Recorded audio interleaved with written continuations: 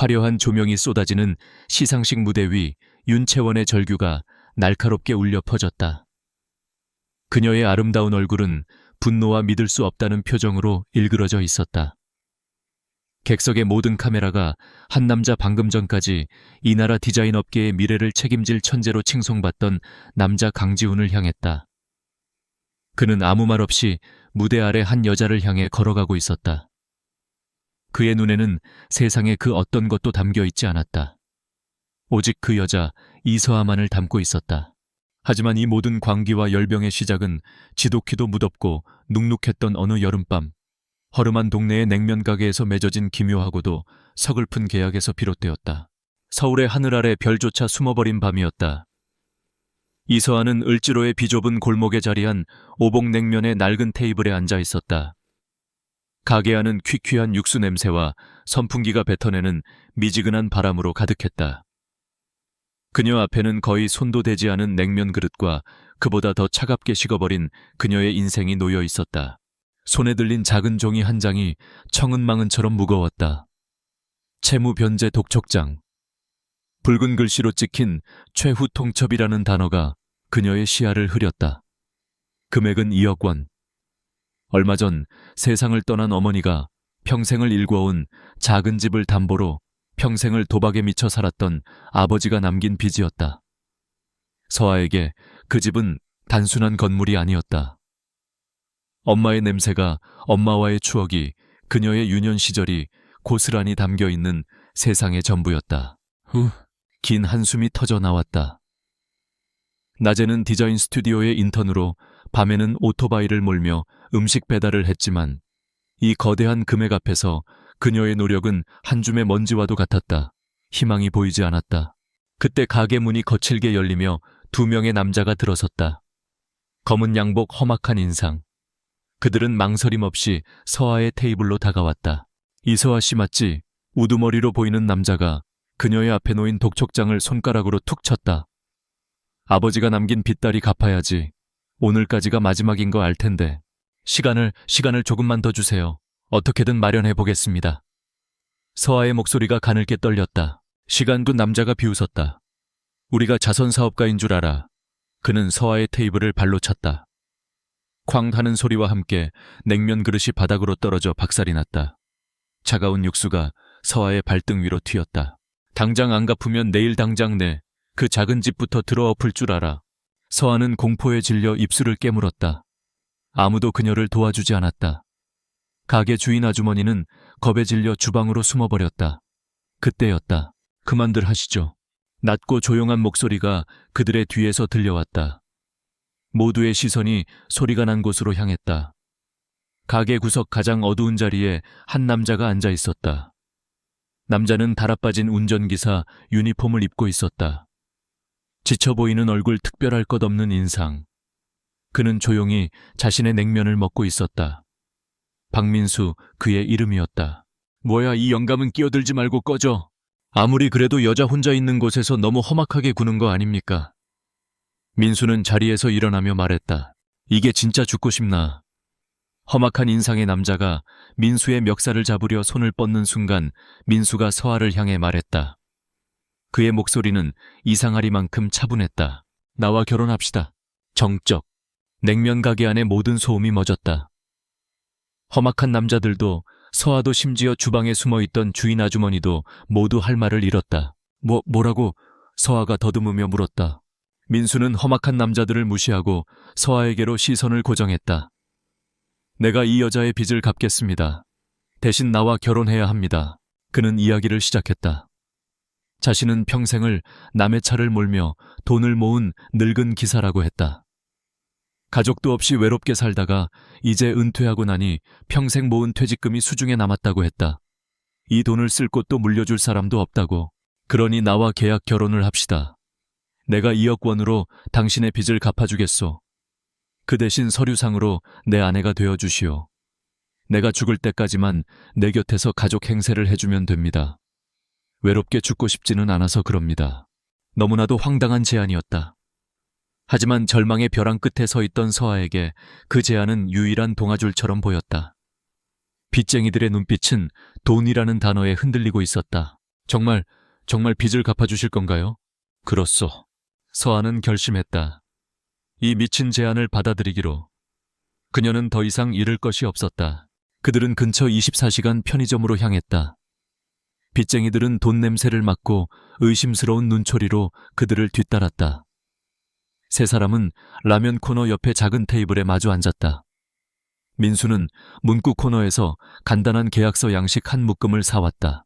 형광등 불빛 아래 세 사람은 기묘한 계약을 시작했다. 제1조 갑 박민수는 을 이서아의 채무 2억 원을 즉시 변제한다. 제2조 을 이서아는 갑의 법적인 아내가 되며 갑이 사망할 때까지 가족의 의무를 다한다. 제3 본 계약은 쌍방의 합의 없이는 파기될 수 없다. 서아는 떨리는 손으로 계약서에 자신의 이름을 적고 지장을 찍었다. 민수도 그 옆에 자신의 이름을 적었다. 그 순간 그들은 법적으로 부부가 되었다. 빚쟁이들은 민수가 그 자리에서 인터넷 뱅킹으로 계약금을 송금하는 것을 확인하고 나서야 욕설을 짓거리며 사라졌다. 모든 것이 폭풍처럼 지나갔다. 서아는 민수와 함께 자신의 작은 옥탑방으로 돌아왔다. 도시의 불빛이 창문 너머로 희미하게 비쳐 들어왔다. 방 안에는 어색한 침묵이 흘렀다. 그들 사이의 낡은 나무 탁자 위에는 방금 서명한 조잡한 계약서가 놓여 있었다. 그것은 그들의 기묘한 관계를 증명하는 유일한 증표였다. 저기, 서아가 먼저 침묵을 깼다. 정말 고맙습니다. 그리고 죄송합니다. 사과할 것 없소. 이건 거래니까. 민수는 무심하게 대답했다. 나는 동반자를 얻었고 당신은 빚을 갚았으니 피차일반이지. 그는 방 한쪽에 놓인 작은 이불을 펴고 누웠다. 나는 여기서 잘 테니 당신은 침대에서 자시오. 내일 아침 일찍 구청에 가서 혼인신고부터 하지. 서아는 아무 말도 하지 못했다. 그녀는 침대에 누워 천장을 바라보았다. 이 모든 것이 현실인지 아니면 너무나도 길고 끔찍한 꿈인지 분간할 수 없었다. 그녀는 이제 유부녀였다. 방금 처음 만난 이름과 나이 말고는 아무것도 모르는 남자의 아내. 그녀는 생각했다. 과연 잿더미 속에서도 다시 꽃을 피울 수 있을까? 그녀의 인생이라는 교향곡은 이제 가장 불협화음이 가득한 첫 번째 악장을 시작하고 있었다. 다음 날 아침 옥탑방의 공기는 어색함으로 가득했다. 밤새 이불 한 채를 사이에 두고 잠을 설친 두 사람은 서로의 눈을 마주치지 못했다.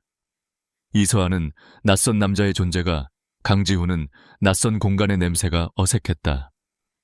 어젯밤의 광기 어린 계약이 정말 현실이었는지 의심스러울 정도였다. 아침 식사도 없이 그들은 곧장 구청으로 향했다. 혼인 신고를 하기 위해서였다. 딱딱한 관공서의 분위기는 그들의 상황을 더욱 기묘하게 만들었다. 번호표를 뽑고 서류를 작성하고 무표정한 공무원 앞에서 신분증을 내미는 모든 과정이 기계적으로 진행되었다.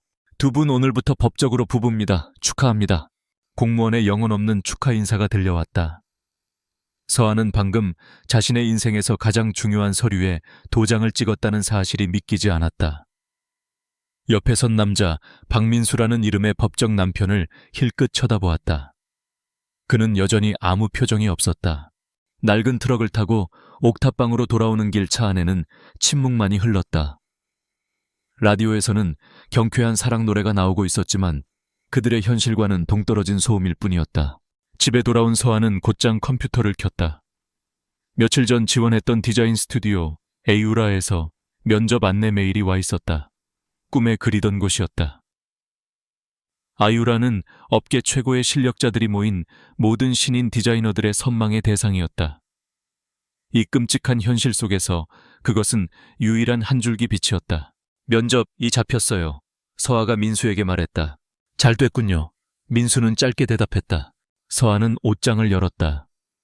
하지만 그 안에는 면접에 입고 갈 만한 옷이 단 한 벌도 없었다. 몇 번을 입어 색이 바랜 정장 재킷과 낡은 블라우스가 전부였다. 그녀는 한숨을 쉬며 재킷을 꺼내 들었다. 단추 하나가 금방이라도 떨어질 듯 덜렁거리고 있었다. 그녀가 바늘과 실을 찾고 있을 때 민수가 조용히 다가와 그녀의 손에서 재킷을 가져갔다. 그는 말없이 서툰 솜씨로 단추를 달기 시작했다. 그의 투박한 손가락이 작은 바늘을 힘겹게 움직였다. 삐뚤빼뚤한 바느질이었지만 서아는 왠지 모르게 코끝이 찡해지는 것을 느꼈다. 다 됐어.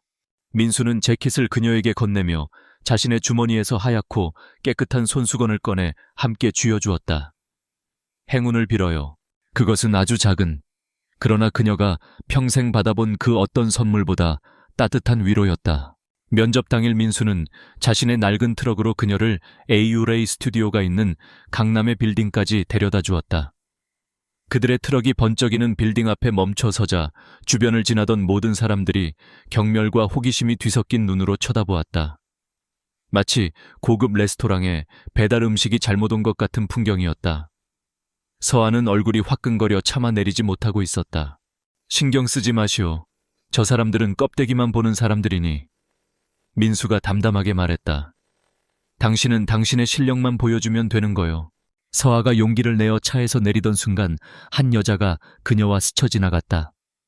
머리부터 발끝까지 최고급 명품으로 치장한 여자. 그녀 역시 면접을 보러 온 듯 손에는 세련된 포트폴리오를 들고 있었다. 최유라였다. 유라는 서아의 소박한 옷차림과 그녀가 내린 낡은 트럭을 위아래로 훑어보았다. 그리고는 경멸이 섞인 작은 비웃음과 함께 한마디를 던졌다. 요즘은 저런 트럭을 타고도 아이유라의 면접을 보러 오나 봐요. 그것은 악의에 찬 공격이라기보다는 자신과 다른 세계의 존재를 이해할 수 없다는 듯한, 그래서 더 잔인하게 느껴지는 무심한 한마디였다. 그 말은 날카로운 유리 조각처럼 서아의 가슴에 박혔다. 완벽하게만 보였던 희망이라는 거울에 첫 번째 흠집이 생기는 순간이었다. 면접 대기실에서 서아는 유라의 말을 애써 잊으려 노력했다. 그녀는 자신의 포트폴리오를 꼭 끌어안았다. 그 안에는 그녀의 꿈과 눈물과 지난 밤들이 담겨 있었다. 면접이 시작되었다. 유라가 먼저 들어갔다. 그녀는 화려한 언변과 컴퓨터 그래픽으로 완벽하게 구현된 디자인을 선보였다.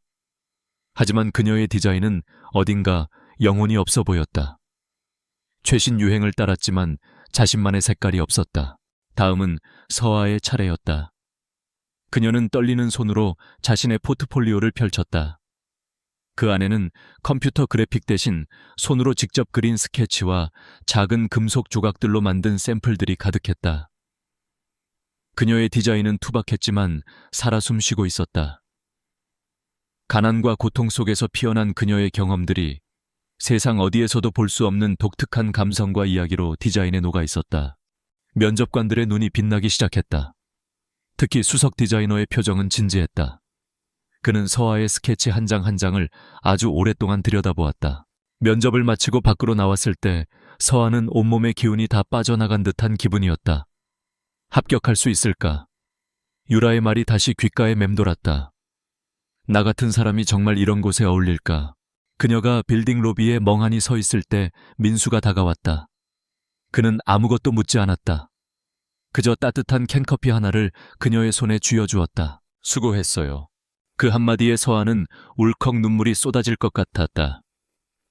세상 누구도 알아주지 않던 자신의 노력을 이 낯선 남편이 알아주는 것 같았다.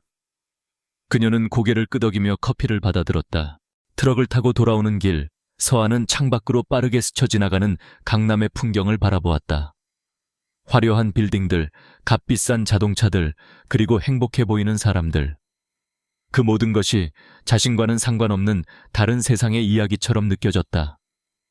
자신과 그들 사이에는 보이지 않는 거대한 벽이 있는 것 같았다. 그녀는 손에 들린 캔커피의 온기를 느꼈다. 어쩌면 이 남자도 자신처럼 그 벽의 이쪽 편에 서 있는 사람일지도 모른다고 생각했다. 그래서일까? 그녀는 처음으로 이 기묘한 계약 결혼이 이 낯선 남자가 아주 조금은 괜찮을지도 모른다고 생각했다. 하지만 그 작은 희망과 함께 최유라의 목소리가 남긴 날카로운 상처의 감각 또한 선명하게 남아있었다. 그들의 세상은 시작부터가 너무나도 달랐다. 아우라로부터의 합격 통보는 메마른 땅에 내리는 단비와 같았다. 이서아는 합격 메일을 몇 번이고 다시 읽었다. 그녀는 자신의 눈을 믿을 수 없었다. 이 잿빛 현실 속에서도 그녀의 꿈은 아직 죽지 않았던 것이다. 그날 저녁 옥탑방에는 처음으로 웃음소리가 피어났다. 서아는 월급을 받으면 가장 먼저 하겠다던 배달 떡볶이를 시켰다. 김이 모락모락 나는 떡볶이를 사이에 두고 서아와 민수는 어색하지만 따뜻한 축하 파티를 열었다. 서아는 신이 나서 스튜디오의 멋진 인테리어와 자신의 자리에 대해 제잘거렸다. 민수는 그저 묵묵히 들어주며 그녀의 그릇에 어묵 하나를 더 얹어주었다. 그 작은 행동에 서아는 이 남자가 정말 자신의 가족이 된 것 같다고 느꼈다. 좁고 허름한 옥탑방이 그날만큼은 세상에서 가장 아늑한 공간이었다. 하지만 현실은 동화가 아니었다.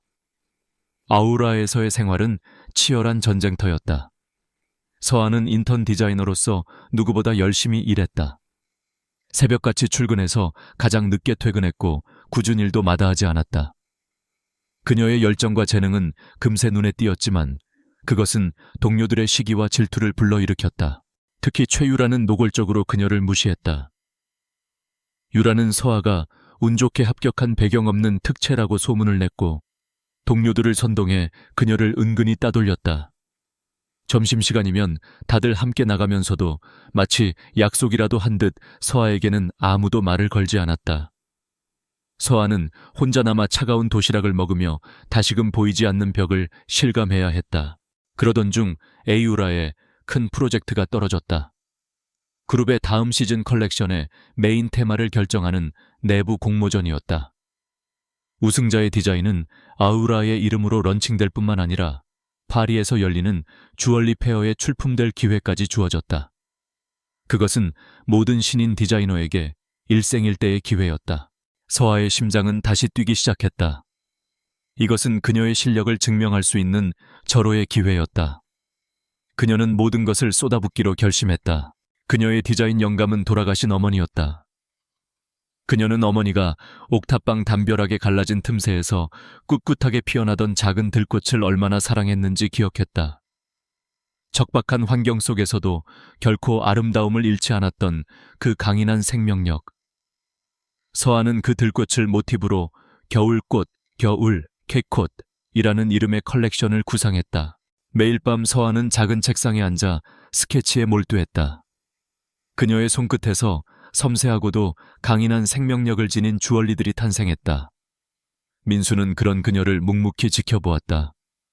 그는 서아가 밤늦게까지 일하고 있으면 조용히 따뜻한 우유 한 잔을 가져다 주었고 그녀가 지쳐 책상에 엎드려 잠들면 자신의 겉옷을 벗어 덮어주었다.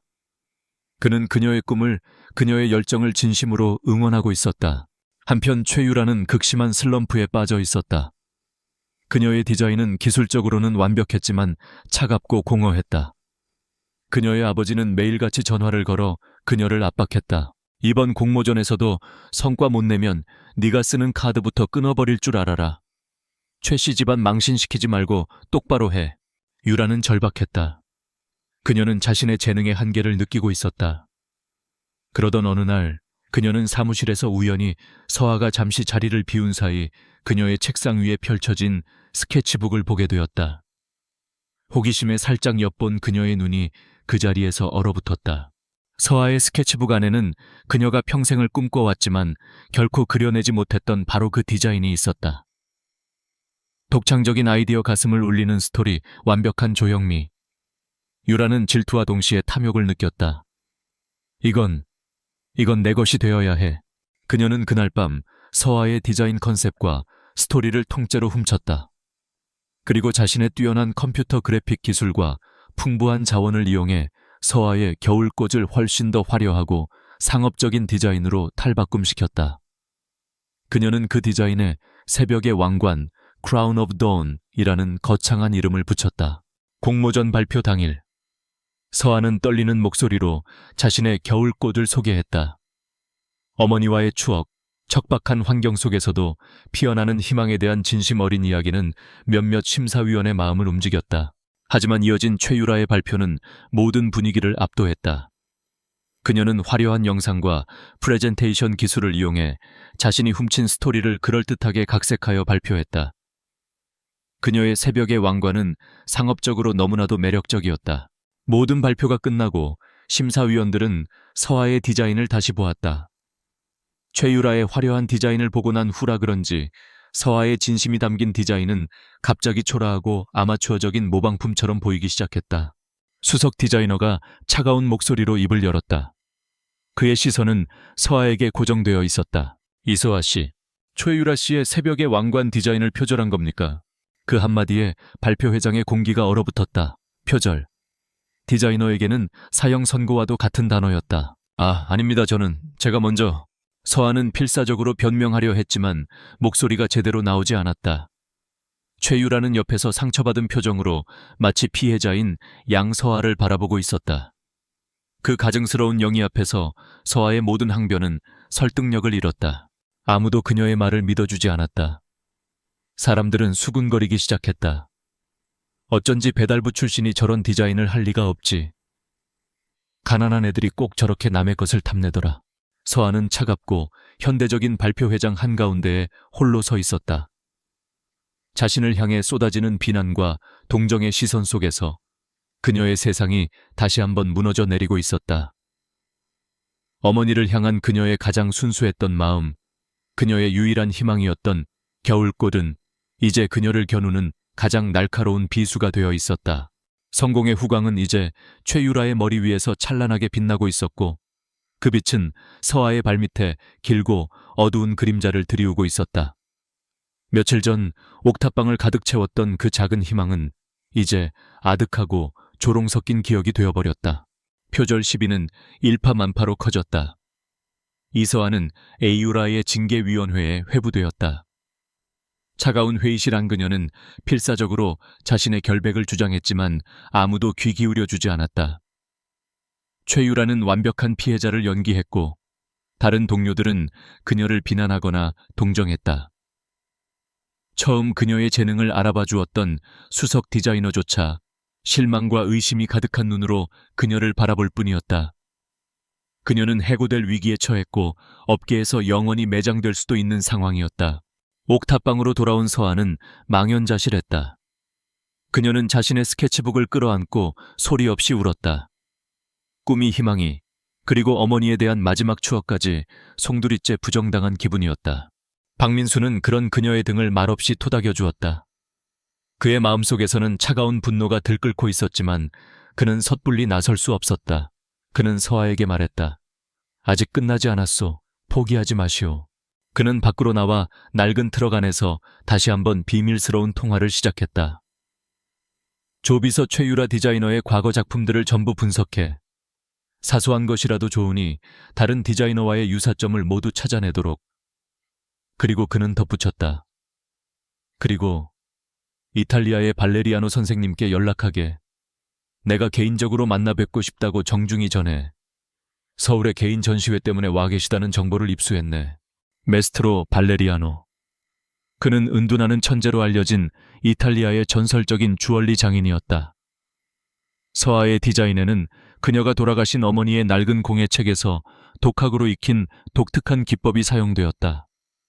그리고 그 기법의 원료는 바로 발레리아노의 스승에게 있었다. 그것은 오직 김민준만이 아는 사실이었다. 며칠 후 민수는 서아에게 조심스럽게 말했다. 내 옛 상사의 지인 중에 이탈리아에서 온 아주 유명한 장인이 한 분 계시다오. 그분이라면 당신 디자인의 가치를 알아봐 줄지도 모르오. 만나기 아주 어려운 분이지만 내가 예정을 생각해서 한번 부탁해 보았소. 그는 에이유라의 스튜디오 대표에게도 연락했다. 발레리아노 선생과의 협업 가능성을 논의하고 싶다는 거절할 수 없는 제안을 던졌다.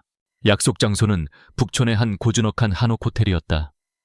스튜디오 대표는 최고급 세단에서 내리며 이런 귀한 자리를 주선한 익명의 인물에 대해 궁금해했다. 하지만 약속 장소에 먼저 와 있는 사람들을 보고 그의 얼굴은 당혹감으로 굳어졌다. 그곳에는 표절 시비의 중심에 있는 인턴 디자이너 이서아와 그녀의 촌스러운 운전기사 남편이 앉아 있었다. 박 선생 이서아 씨 두 분이 어쩐 일로 여기에. 그가 말을 채 끝내기도 전에 메스트로 발레리아노가 통역사와 함께 모습을 드러냈다. 발레리아노는 스튜디오 대표에게는 가벼운 목례만 한 채 민수에게 다가가 손을 내밀었다. 그의 태도는 매우 정중했다. 이렇게 직접 뵙게 되어 영광입니다. 발레리아노가 이탈리아어로 말했다. 민수는 서아에게 눈짓했다. 서아는 긴장된 마음을 가다듬고 자신의 원본 스케치와 작업 노트를 조심스럽게 펼쳐 보였다. 발레리아노는 안경을 고쳐 쓰고 스케치를 아주 꼼꼼하게 들여다보기 시작했다. 그의 시선이 한 부분에 멈췄다. 이 기법은... 그는 스케치의 한 부분을 손가락으로 가리켰다. 전통적인 발물림, 피롱 세팅 없이 금속 자체를 이용해 보석을 고정하는 아주 독특하고 고전적인 방식이었다. 젊은 아가씨, 이 기법을 어떻게 아는 거요? 어머니의 낡은 책에서 보았습니다. 저희 어머니께서 전통 공예를 하셨거든요. 발레리아노는 고개를 끄덕였다.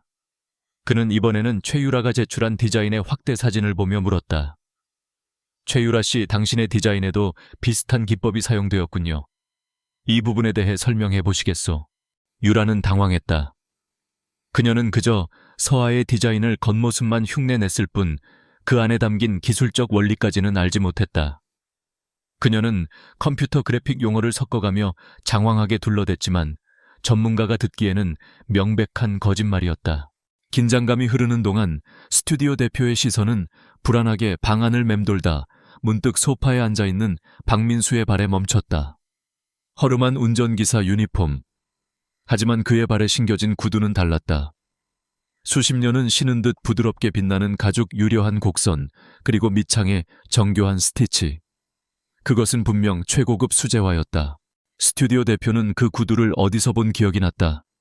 재계 잡지에서였다. 은성그룹의 젊은 총수 강지훈 회장이 신었던 바로 그 구두. 피렌체의 한 장인이 오직 전 세계 VVIP 고객 몇 명에게만 만들어준다는 전설적인 브랜드의 제품이었다. 설마, 아니야, 말도 안 돼. 스튜디오 대표의 머릿속이 복잡해졌다. 저 운전기사, 대체 누구지? 그의 생각이 혼란에 빠져 있을 때 발레리아노가 결론을 내렸다. 그는 최유라를 경멸 어린 눈으로 한번 쳐다본 후 서아를 향해 따뜻한 미소를 지으며 말했다. 이 디자인의 주인은 의심할 여지 없이 이 젊은 아가씨가 확실합니다. 그는 모두를 향해 선언했다. 최유라 씨가 사용한 방식은 그저 흉내일 뿐이요. 하지만 이 아가씨의 스케치에 담긴 이 기법은 돌아가신 제 스승님 외에는 세상에 아무도 모르는 것이었소. 컴퓨터로는 절대 흉내낼 수 없는 손끝의 감각으로만 전수되는 방식이지. 진실이 밝혀지는 순간이었다. 최유라의 얼굴은 새하얗게 질려버렸다.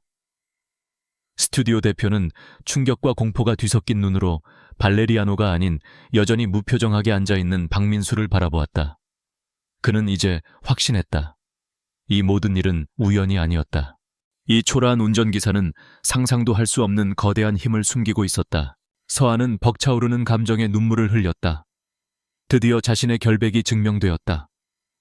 하지만 그와 동시에 그녀는 자신의 곁에 앉은 이 남자가 더욱더 미스터리하게 느껴졌다. 그는 대체 누구일까? 어떻게 전설적인 장인을 이 자리에 부를 수 있었을까? 스튜디오 대표의 시선은 다시 한번 박민수의 발에 신겨진 완벽한 수제 구두에 머물렀다. 그 구두 한 켤레가 이 모든 상황을 침묵 속에서 설명해주고 있었다. 운전기사의 정체에 대한 의심은 이제 확신이 되어 방 안의 권력 구도를 소리 없이 뒤바꾸고 있었다. 메스트로 발레리아노가 떠난 후 한옥 호텔의 고요한 방 안에는 무거운 침묵이 흘렀다. 스튜디오 대표는 죄인처럼 고개를 숙인 채 감히 박민수를 쳐다보지 못했다. 그의 시선은 오직 민수의 발에 신겨진 값비싼 수제 구두에 고정되어 있었다. 모든 퍼즐 조각이 맞춰지고 있었다. 다음 날 아우라 스튜디오는 발칵 뒤집혔다. 스튜디오 대표는 전 직원을 소집한 긴급회의에서 표절 사건의 진상을 공개하고 이서아에게 공식적으로 사과했다. 최유라는 불명예스럽게 해고되었고 이서아는 정식 디자이너로 승진했다. 동료들의 태도는 하룻밤 사이에 완전히 바뀌었다. 경멸과 동정은 이제 두려움과 알 수 없는 경외감으로 변해 있었다. 그들은 서아의 뒤에 보이지 않는 거대한 힘이 존재한다는 것을 직감했다. 서아는 어리둥절했지만 잃어버렸던 자신의 명예와 꿈을 되찾았다는 사실에 기뻤다. 그녀는 이 모든 것이 미스터리한 남편 박민수 덕분이라는 것을 어렴풋이 짐작할 뿐이었다. 모든 것이 제자리를 찾아가는 듯 보이던 어느 날 서아에게 낯선 전화 한 통이 걸려왔다. 몇 년간 연락 한 번 없었던 이모 이혜진이었다. 어머, 우리 서안이 잘 지내, 이모야. 이모의 목소리는 꿀처럼 달았지만 어딘가 끈적거리는 의도가 느껴졌다. 그녀는 서아가 강남의 유명 디자인 스튜디오에 취직했다는 소문을 들었다며 온 가족이 모여 축하 파티를 해야 한다고 호들갑을 떨었다. 이번 주말에 신라호텔 라연에 예약해뒀으니 내 남편도 꼭 데리고 오너라. 가족끼리 얼굴도 익혀야지. 서아는 망설여졌다. 어릴 적부터 이모의 속물적인 성격을 잘 알고 있었기 때문이었다. 하지만 돌아가신 엄마를 생각해서 그녀는 차마 거절하지 못했다. 집으로 돌아온 서아는 민수에게 저녁 식사 약속에 대해 이야기했다. 그의 표정이 미세하게 굳어졌다. 신라호텔이라고 그는 되물었다. 갑자기 연락도 없던 이모가 뭔가 이상하지 않소. 그래도 엄마의 유일한 동생인걸요. 한 번은 뵙는 게 도리인 것 같아요. 서아는 이모를 변호했다. 그녀는 가족의 마지막 끈을 놓고 싶지 않았다. 민수는 아내의 희망 섞인 얼굴을 잠시 바라보다가 이내 한숨을 쉬며 고개를 끄덕였다. 알겠소. 갑시다. 당신이 원한다면. 그의 동의는 아내의 판단에 대한 믿음의 표시였다. 주말 저녁 두 사람은 신라 호텔에 도착했다. 로비의 화려함과 기품의 서아는 압도당했다. 민수는 여전히 낡은 운전기사 유니폼 차림이었고 서아는 자신이 가진 가장 깨끗한 원피스를 입었지만 그들 부부는 그곳의 모든 것과 이질적으로 보였다.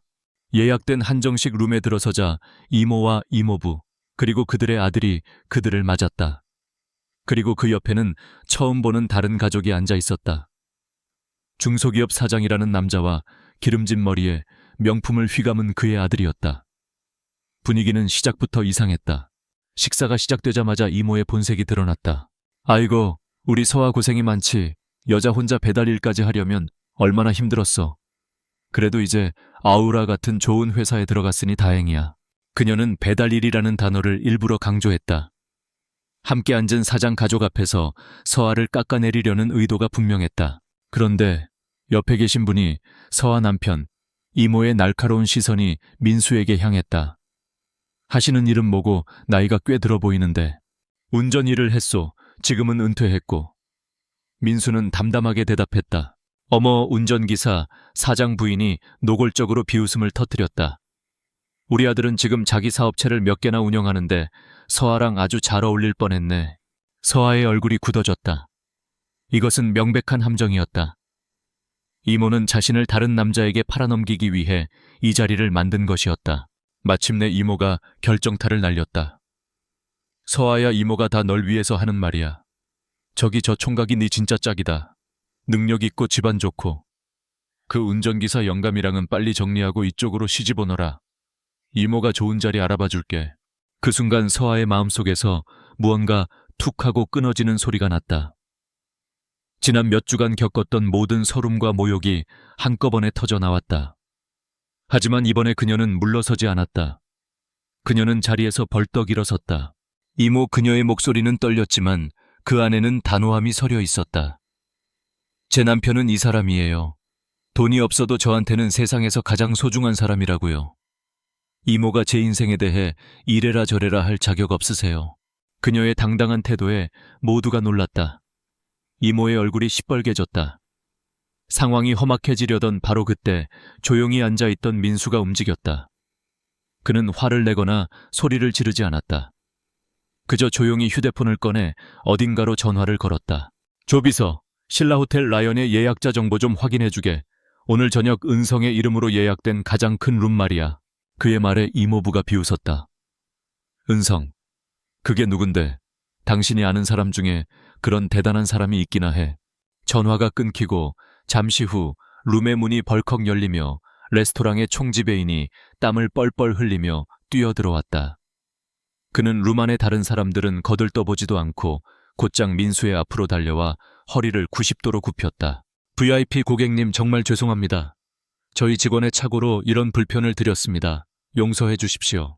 총지배인은 민수를 VIP 고객님이라고 불렀다. 그는 이어서 설명했다. 오늘 라연의 전체 층은 은성그룹의 극비가족 행사를 위해 통째로 예약되었으며 이 작은 가족 모임은 아주 중요한 분의 특별한 부탁으로 겨우 자리를 마련한 것이라고 했다. 룸 안이 모든 사람들이 얼어붙었다. 이모와 사장 가족의 얼굴은 이제 혼란과 공포로 뒤범벅이 되어 있었다. 그들은 은성그룹이 어떤 곳인지 정확히는 몰랐지만 신라호텔의 총지배인을 이렇게 안절부절 못하게 만들 정도의 막강한 힘을 가졌다는 것은 짐작할 수 있었다.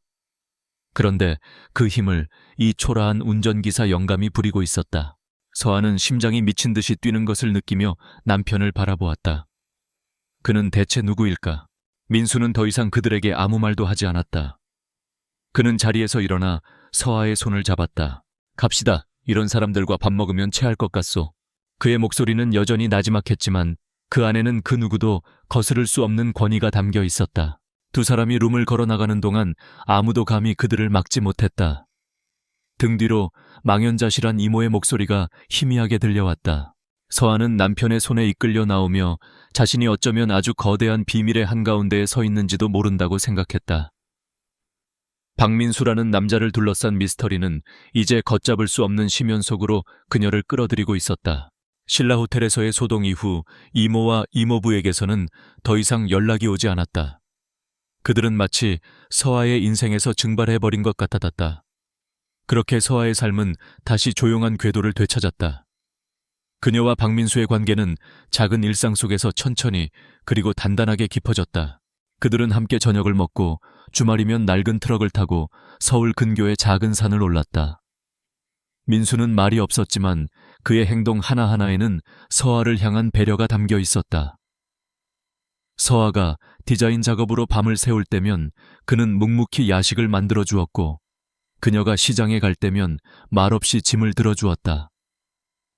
서아는 이 기묘한 계약 결혼이 어쩌면 자신의 인생에 찾아온 가장 큰 행운일지도 모른다고 생각하기 시작했다. 그녀는 남편의 정체에 대해 묻지 않기로 결심했다.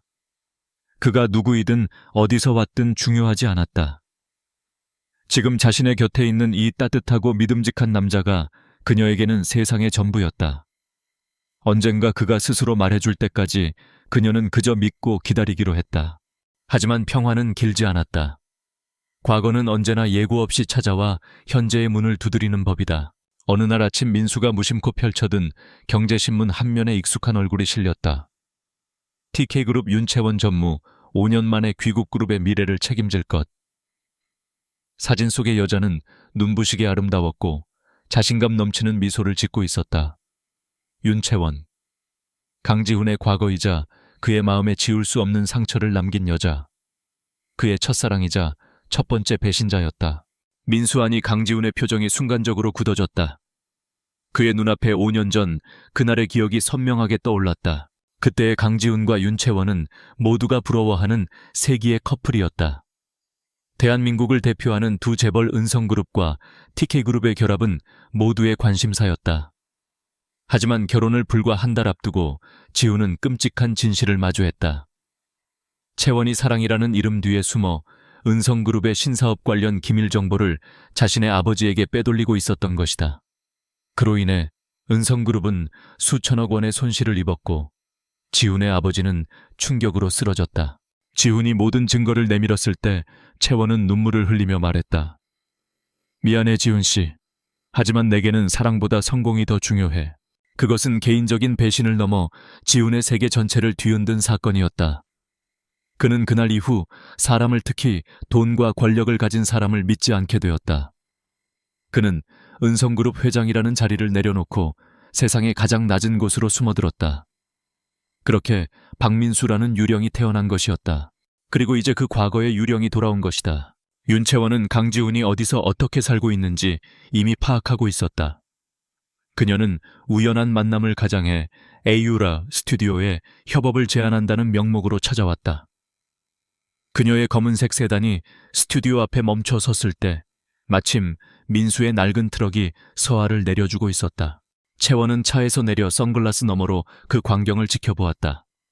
그녀의 입가에 차가운 미소가 걸렸다. 그녀는 서아가 스튜디오 안으로 들어간 후 민수에게 다가갔다. 기꼴이 이게 뭐야 강지훈. 그녀의 목소리에는 경멸과 희미한 연민이 섞여 있었다. 은성그룹 회장님이 겨우 이런 허름한 트럭이나 몰면서 이런 여자 뒤치다거리나 하고 다닌다니. 이게 당신이 선택한 삶이야. 내가 어떻게 살든 더 이상 당신과는 상관없는 일이야. 지우는 차갑게 대답했다. 상관이 왜 없어. 우린 결혼을 약속했던 사이야. 당신 할아버님과 우리 아버지가 맺어준 약속 아직 유효한 거 잊었어. 그 약속은 5년 전 당신이 내 뒤통수를 쳤을 때 이미 끝났어. 지훈의 단호한 태도에 채원의 표정이 일그러졌다. 그녀의 공격 목표는 이제 서아에게로 향했다. 그날 오후 그녀는 퇴근하는 서아를 스튜디오 앞에서 기다렸다. 이서아 씨 맞죠? 잠깐 이야기 좀 할까요? 서아는 눈앞에 화려한 여자가 누구인지 알 수 없었지만 그녀에게서 뿜어져 나오는 적대적인 기운을 느낄 수 있었다. 두 사람은 근처 카페에 마주 앉았다. 채원은 서아를 위아래로 훑어보며 말했다. 당신 같은 여자가 감히 지훈 씨 옆에 있을 자격이 있다고 생각해요. 무슨 말씀이신지. 지훈 씨는 예전부터 불쌍한 여자를 보면 그냥 지나치지 못하는 버릇이 있었거든. 아마 당신도 그중 하나겠지. 동정심으로 거둬준 가난한 여자. 하지만 동정은 사랑이 아니야. 착각하지 마. 채원의 말은 비수처럼 날아와 서아의 심장에 박혔다. 동정. 그 단어가 그녀의 모든 것을 흔들었다. 우리는 당신이 상상도 할 수 없는 세계를 함께 공유했던 사이예요. 당신이 아는 박민수는 그 사람의 아주 작은 일부일 뿐이지. 당신은 진짜 강지훈에 대해 아무것도 몰라. 채원은 결정타를 날렸다. 지훈 씨와 나는 집안 어른들이 정해준 약혼자 사이였어요. 지금도 그렇고. 당신과의 관계는 그저 잠시의 유희일 뿐이야. 정신 차리고 그 사람 곁에서 조용히 사라져주는 게 좋을 거예요. 서아는 손이 차갑게 식는 것을 느꼈다. 머릿속이 하얗게 비어버리는 것 같았다.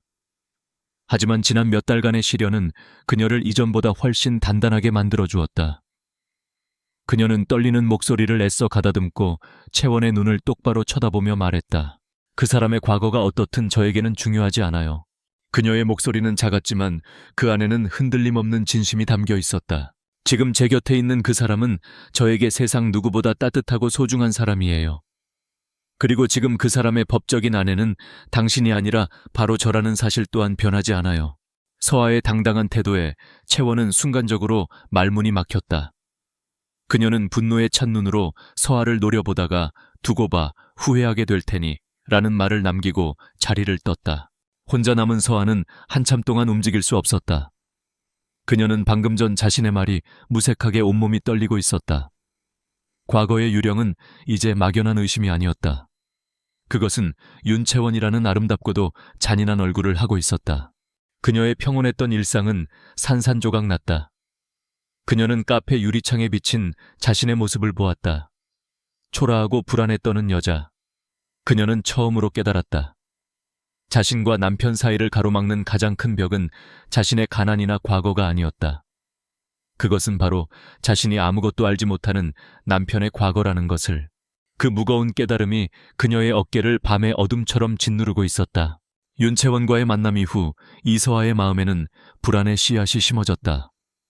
그녀는 남편 박민수를 다른 눈으로 보기 시작했다. 무심코 지나쳤던 사소한 것들이 이제는 커다란 의문부호가 되어 그녀의 머릿속을 맴돌았다. 그의 말투는 투박했지만 가끔 사용하는 어휘는 평범한 운전기사의 것이라고 하기엔 너무나 고급스러웠다. 그의 손은 거칠었지만 낡은 수도꼭지를 고치는 그의 손놀림은 기계의 원리를 완벽하게 이해하고 있는 전문가의 그것과 같았다. 한 번은 그가 그녀를 기다리며 트럭 안에서 영자 신문을 읽고 있는 것을 보았다. 그녀와 눈이 마주치자 그는 황급히 신문을 접으며 그림 구경하는 걸 좋아해서 라고 어색하게 둘러댔다. 두 사람 사이에 편안했던 침묵은 이제 수많은 질문들로 가득 찬 무거운 공기가 되었다. 서아는 차마 묻지 못했고 민수는 아무것도 말해주지 않았다. 그러던 어느 날 재계의 가장 큰 연례 행사인 은성그룹 자선갈라 디너의 개최 소식이 알려졌다. 올해 경매의 하이라이트는 여왕의 눈물이라는 이름이 붙은 전설적인 사파이어 목걸이였다. 그것은 단순한 보석이 아니라 은성그룹의 역사와 권위를 상징하는 물건이었다. 서울의 모든 상류층 인사들이 이 파티에 참석하기 위해 혈안이 되었다. 윤채원은 이것이 자신의 자리를 되찾을 절호의 기회라고 생각했다.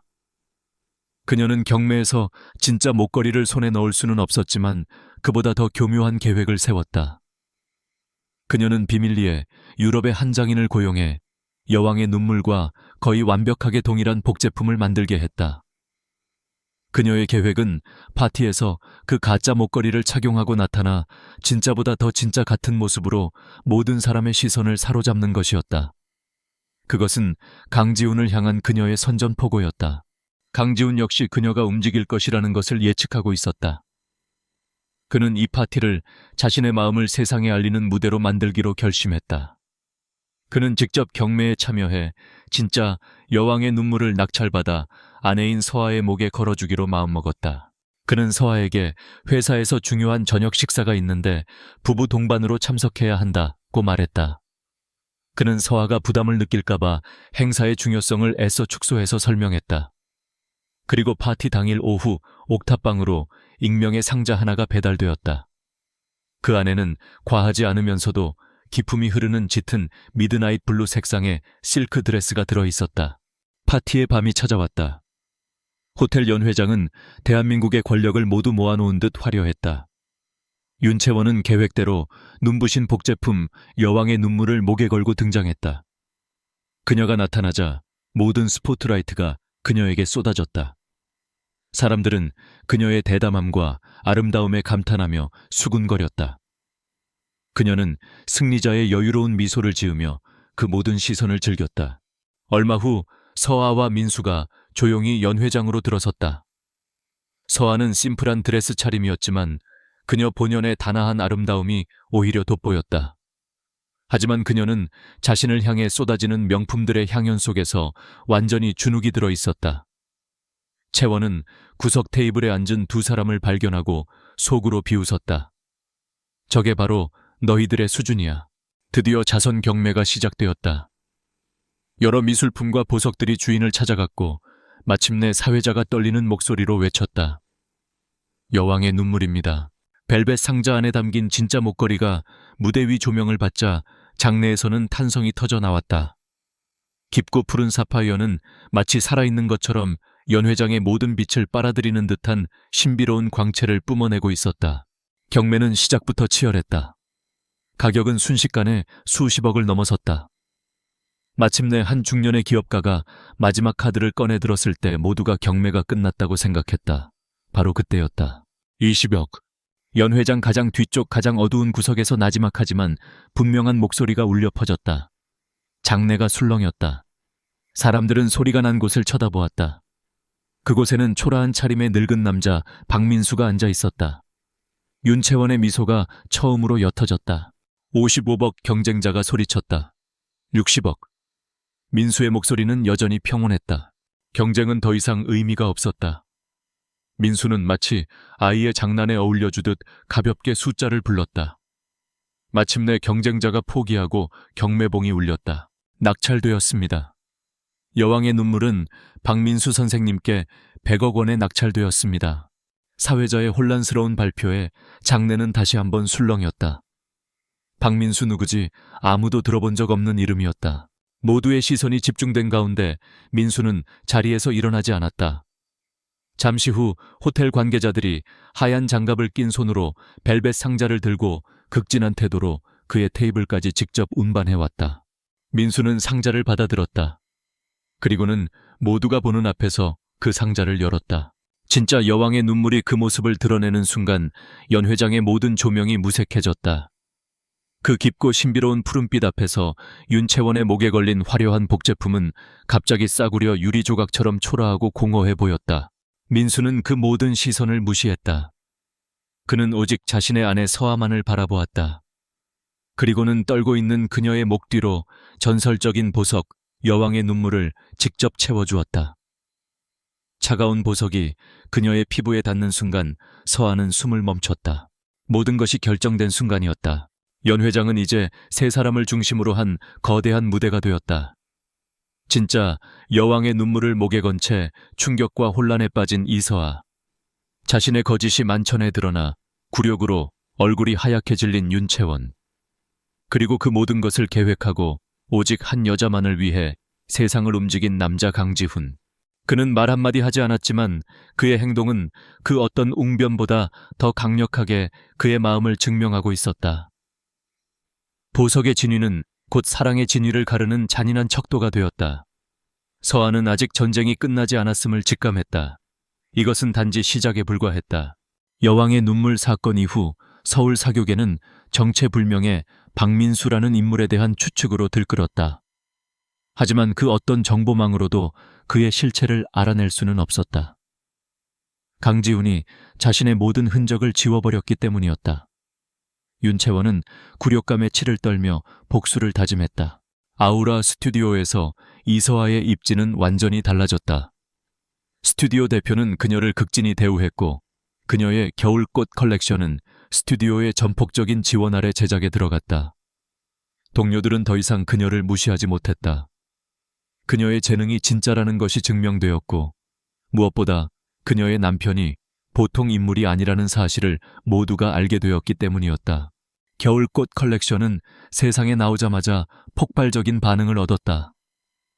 서아의 진심이 담긴 디자인은 사람들의 마음을 움직였고 그녀는 단숨에 대한민국 디자인계에 가장 주목받는 신성이 되었다. 그리고 마침내 그녀는 국내 최고 권위의 K디자인 어워드에서 신인상 후보가 아닌 대상 후보로 당당히 이름을 올렸다. 윤채원은 이 소식을 듣고 이것이 자신의 마지막 기회라고 생각했다. 그녀는 전국에 생중계되는 이 시상식 무대에서 이서아와 강지훈을 한꺼번에 무너뜨릴 계획을 세웠다.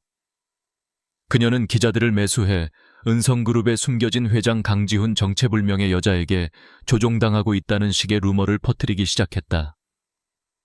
그녀의 계획은 시상식 무대 위에서 강지훈의 정체를 폭로하고 이서아를 외로운 재벌 회장을 이용해 신분 상승을 노리는 교활한 사기꾼으로 만드는 것이었다. 시상식 당일, 서아는 화려한 드레스 대신 자신이 직접 디자인한 단아한 흰색 원피스를 입었다. 그녀의 얼굴에는 이전의 불안함 대신 조용한 자부심이 서려 있었다. 객석에는 박민수가 앉아 있었다. 그는 여전히 낡은 양복 차림이었지만 아내를 바라보는 그의 눈빛은 세상 누구보다 자랑스러움으로 가득 차 있었다. 마침내 대상 수상자가 발표되었다. 2025 K디자인 어워드 연계의 대상은 겨울꽃의 이서아 디자이너입니다. 서아는 자신의 귀를 의심했다. 장내를 가득 채운 박수 소리를 들으며 그녀는 꿈꾸듯 무대 위로 올라갔다. 눈부신 조명 아래 그녀는 트로피를 받아들고 마이크 앞에 섰다. 그녀의 눈은 객석에 앉아있는 단 한 사람, 자신의 남편을 향해 있었다. 그녀가 수상 소감을 말하려던 바로 그 순간이었다. 시상자로 무대에 올라와 있던 윤채원이 그녀의 앞을 가로막고 다른 마이크를 가로채듯 잡았다. 잠시만요, 여러분. 채원의 목소리가 장내에 울려 퍼졌다. 여러분은 지금 아주 큰 사기극을 보고 계십니다. 객석이 술렁였다. 모든 카메라가 무대 위의 두 여자에게 집중되었다. 지금 여러분 앞에 서 있는 이 여자 이서아 씨는 사실 디자이너가 아닙니다. 그녀는 남자를 유혹해 신분 상승을 노리는 꽃뱀입니다. 채원은 광기 어린 목소리로 외쳤다.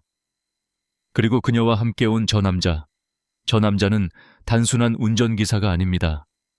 그는 바로 정신이 온전치 못한 상태로 몇 년째 잠적 중인 은성그룹의 회장 강지훈 씨입니다. 이 여자는 그런 강지훈 회장의 약점을 이용해 그를 조종하고 있는 겁니다. 모든 것이 폭로되었다. 장내는 거대한 충격에 휩싸였다. 기자들은 미친 듯이 셔터를 눌러댔다. 하지만 그 모든 혼란의 중심에서 이서아는 놀랍도록 침착했다. 그녀는 윤채원의 비난에 대꾸하지 않았다. 그녀는 그저 자신 앞에 놓인 마이크를 다시 잡았다. 그리고는 객석에 앉은 남편을 향해 가장 진심 어린 목소리로 자신의 수상 소감을 시작했다. 저는 오늘 이 자리에 설 자격이 없는 사람입니다. 그녀의 차분한 목소리에 장내의 소음이 조금씩 잦아들었다. 저는 빚에 쫓겨 꿈을 포기해야 했고 세상의 편견 속에서 제 자신을 잃어버렸던 그저 그런 배달부였습니다.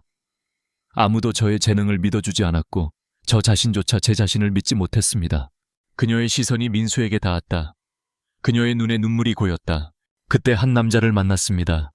그는 가진 것이 없는 늙고 초라한 운전기사였습니다. 하지만 그는 세상 누구도 알아주지 않던 저의 꿈을 믿어주었습니다. 제가 표절 누명을 썼을 때 그는 자신의 모든 것을 걸고 저의 결백을 증명해 주었습니다.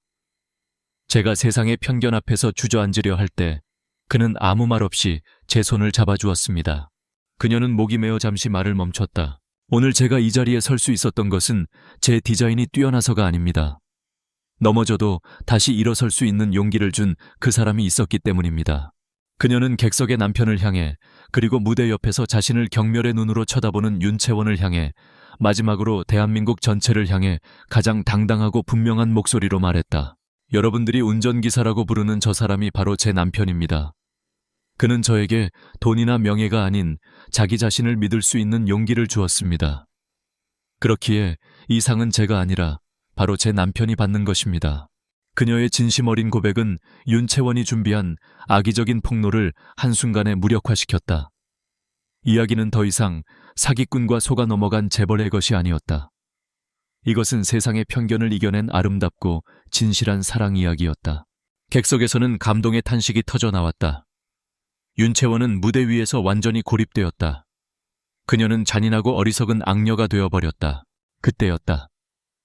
객석에 앉아있던 강지훈이 자리에서 일어났다. 그의 눈에는 눈물과 함께 아내를 향한 무한한 사랑과 자부심이 가득했다. 그는 박수를 치기 시작했다. 그의 박수 소리를 시작으로 장내의 모든 사람들이 기립하여 서아를 향해 뜨거운 박수를 보냈다. 윤채원의 완벽한 패배였다. 서아는 눈부신 조명 아래 트로피를 든 채 서 있었다.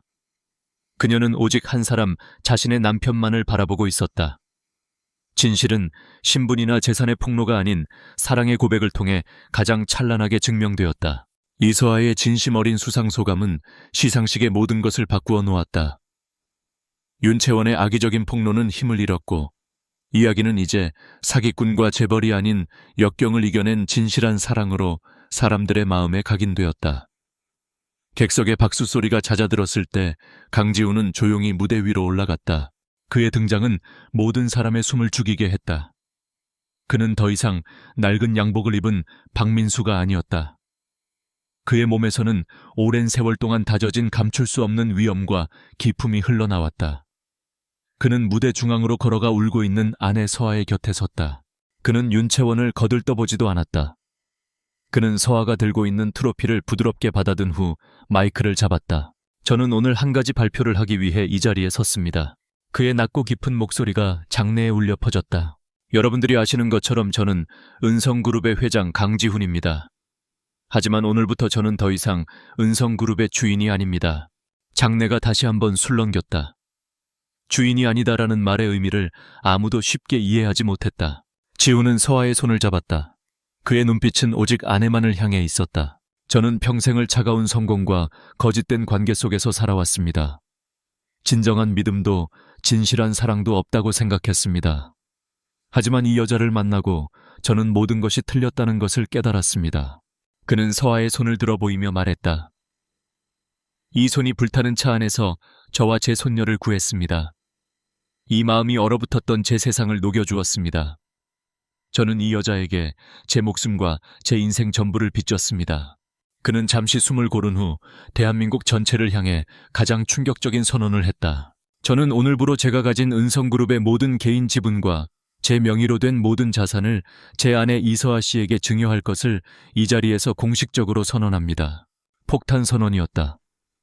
연 회장은 이제 충격을 넘어 경악에 휩싸였다. 수조 원에 달하는 재산을 아무 조건 없이 아내에게 넘겨주겠다는 것이었다. 어째서 서아조차 믿을 수 없다는 눈으로 그를 바라보며 속삭였다. 지훈은 아내의 뺨을 감싸며 부드럽게 말했다. 당신은 돈 때문에 나를 사랑한 것이 아니라는 것을 알아요. 하지만 세상은 그렇게 보지 않겠지요. 내가 가진 것이 많을수록 당신을 향한 의심의 눈초리는 더 커질 겁니다. 그는 아내의 눈을 깊이 들여다보며 말을 이었다. 그래서 나는 이제 아무것도 가지지 않은 남자가 되려고 하오. 당신의 남편 박민수로 돌아가 당신과 동등한 자리에서 다시 시작하고 싶소. 돈이나 지위가 아닌 오직 내 심장 하나만으로 당신 곁에 서고 싶소. 당신이 그런 나를 다시 받아준다면 말이오. 그것은 세상에서 가장 호화롭고 가장 진실된 프로포즈였다. 그는 그녀를 세상에서 가장 부유한 여자로 만드는 동시에 자신을 세상에서 가장 가난한 남자로 만들었다. 그는 이 방법으로 그녀를 향한 세상의 모든 의심과 편견의 화살을 부러뜨리고 자신의 사랑이 얼마나 진실한지를 증명해 보였다. 서아의 눈에서 뜨거운 눈물이 쏟아져 내렸다. 그녀는 아무 말도 하지 못하고 그저 그의 품에 안겨 울었다. 장내에서는 다시 한번 뜨거운 박수가 터져 나왔다. 그 어떤 드라마보다 더 극적이고 그 어떤 소설보다 더 낭만적인 사랑의 증명 앞에서 모두가 감동했다. 윤채원은 무대 한쪽 구석에서 그 모든 광경을 망연자실한 표정으로 지켜보고 있었다. 그녀의 패배는 완벽했다.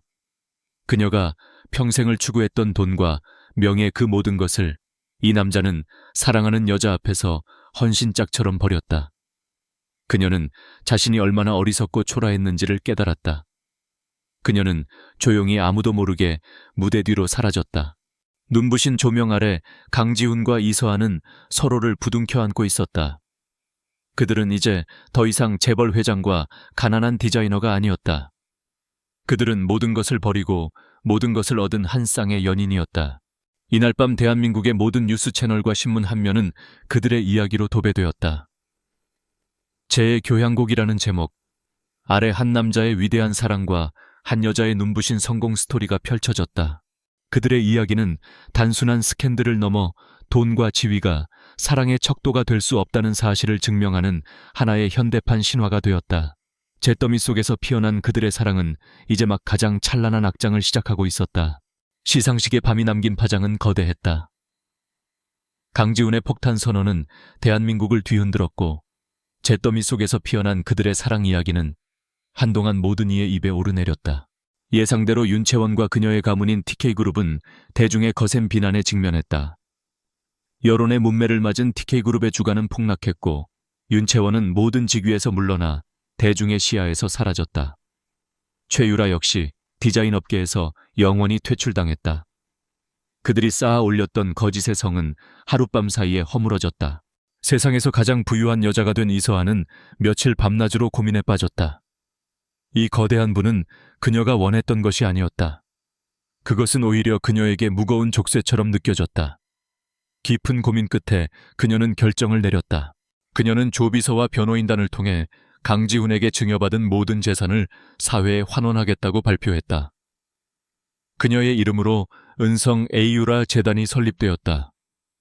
재단의 목적은 과거의 자신처럼 재능은 있지만 가난과 역경에 부딪힌 젊은 신인 디자이너들을 발굴하고 지원하는 것이었다. 제가 받았던 기회를 이제 다른 아이들에게도 주고 싶어요. 그녀의 결정은 세상을 다시 한번 감동시켰다. 그녀가 돈이 아닌 사람의 가치를 더 소중히 여기는 인물이라는 것을 증명했기 때문이었다. 서울의 모든 소란을 뒤로하고 지훈과 서아는 제주도로 떠났다. 그들은 바다가 보이는 작은 마을에 아담한 돌담집을 구했다. 그곳은 재벌의 별장이 아닌 따뜻한 온기가 감도는 진짜 집이었다. 그들은 회장님과 유명 디자이너라는 무거운 갑옷을 벗어던지고 오직 지훈과 서아로 살아가기 시작했다. 그들의 삶은 평온했다. 지훈은 난생 처음으로 흙을 만지며 작은 텃밭을 가꾸었다. 서툰 솜씨로 호미질을 하고 땀 흘려 키운 상추를 보며 아이처럼 기뻐했다.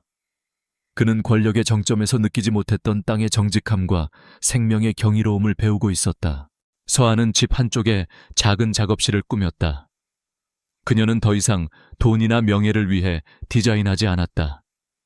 그녀는 제주의 바람과 파도 소리 그리고 들에 핀 야생화를 보며 오직 자신의 즐거움을 위해 세상에서 가장 아름다운 주얼리들을 만들었다. 두 사람은 함께 해변을 산책했고 함께 저녁을 지었다.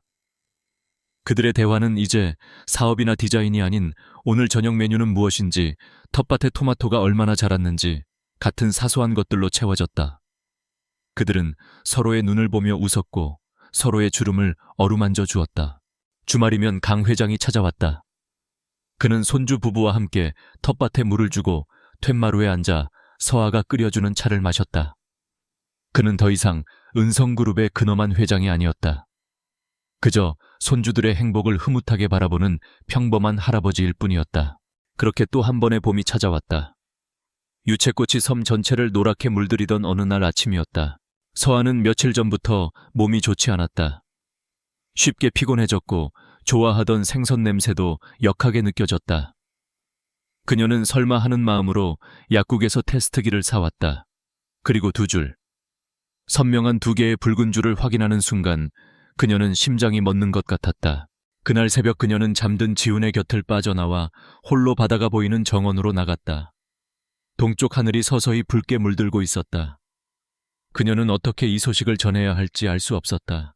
그때 지훈이 그녀의 뒤로 다가와 조용히 그녀의 어깨를 감쌌다. 무슨 생각에 잠겨 있어 잠을 설쳤나 보군. 서아는 그의 품에 기댄 채 수평선 너머를 바라보며 조심스럽게 입을 열었다. 지훈 씨, 우리에게 선물이 찾아왔어요. 선물? 네, 아주 작고 소중한 선물이요. 지훈은 잠시 그녀의 말을 이해하지 못했다. 하지만 이내 그녀의 말뜻을 깨닫고 그의 눈이 믿을 수 없다는 듯 커졌다. 그는 천천히 아내의 배 위로 자신의 손을 가져갔다. 그의 손이 미세하게 떨리고 있었다. 그는 아무 말도 하지 못했다. 그저 뜨거운 눈물이 그의 뺨을 타고 흘러내렸다. 한 가족을 잃었던 남자, 사랑을 믿지 않았던 남자, 그에게 새로운 생명이 찾아온 것이었다. 그는 서아의 앞에 조용히 무릎을 꿇었다. 그리고는 경이로움과 벅찬 감사함이 가득한 얼굴로 아내의 배에 가만히 귀를 기울였다. 고맙소, 정말 고맙소, 서아 씨.